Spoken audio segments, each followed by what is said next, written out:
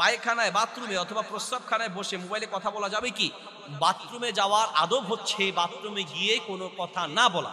বাথরুমে গিয়ে স্বাভাবিক অবস্থায় কোনো কথা বলা যাবে না, কিন্তু প্রয়োজনে কথা বলা যাবে। তার কথা বাথরুমের হয়তো আপনার কি নেই, ওই যে বাথরুম যে লাগানো হয় বাথরুমের ভিতর দিয়ে আপনার এটার কি বলে, সিঙ্গারি বলে না কি যেন বলে, যাই হোক হুক, বাথরুমের ভিতরে কোনো হুকটা নাই। এখন হুক না থাকলে সেখানে যদি কেউ চলে আসার সম্ভাবনা থাকে, এখন আপনাকে একটু কথা বলতে হবে, আমি আসি রে ভাই, হ্যাঁ একটু কাশি টাশি দিলেন, এইরকম প্রয়োজন সাপেক্ষে কথা বলা জায়েজ আছে। একজন বলতেছে আমাদের বাথরুমে গিয়ে আমাদের ঘরের সবাই গান গায়, কেন?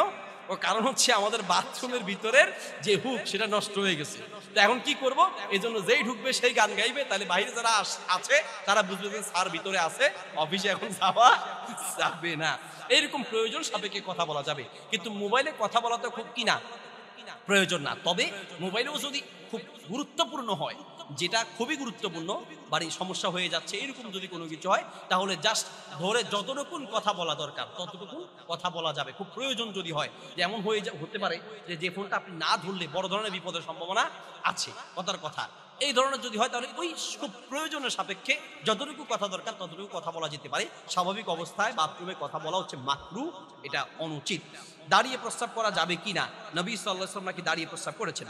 দাঁড়িয়ে প্রস্রাব করা যাবে কিনা এর উত্তর হচ্ছে নবী সাল্লাল্লাহু আলাইহি ওয়াসাল্লাম দাঁড়িয়ে প্রস্রাব করেছেন। এর কারণ হিসেবে দুটি কারণ পাওয়া যায়। সহিহ বুখারীতে হাদিসটি আছে, আতা আলা সুবাতাতি কওমি, নবী সাল্লাল্লাহু আলাইহি ওয়াসাল্লাম তিনি একটি সম্প্রদায়ের ডাস্টবিনের কাছে এসেছেন এবং সেই ডাস্টবিনের কাছে তিনি দাঁড়িয়ে প্রস্রাব করেছেন।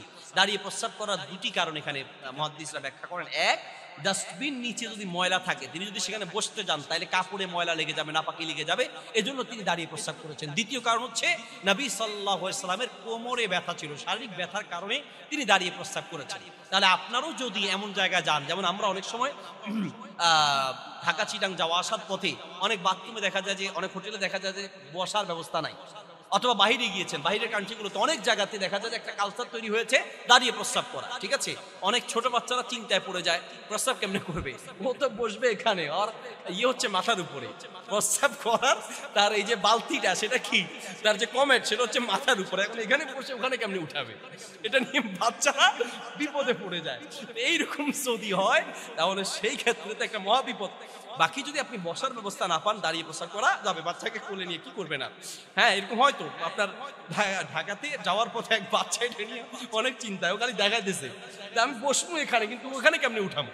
হ্যাঁ, এইরকম যদি বসার কোনো জায়গা না থাকে তাহলে সেখানে দাঁড়িয়ে প্রস্রাব করতে পারেন, অথবা আপনার শারীরিক কোনো কষ্টের কারণে অথবা কোমরে কোনো ব্যথার কারণে এরকম যদি হয় তাহলে দাঁড়িয়ে প্রস্রাব করা যেতে পারে, কিন্তু আমভাবে দাঁড়িয়ে প্রস্রাব করাকে সুন্নাহ বলা যাবে না, এটা কারণবশত জায়েজ।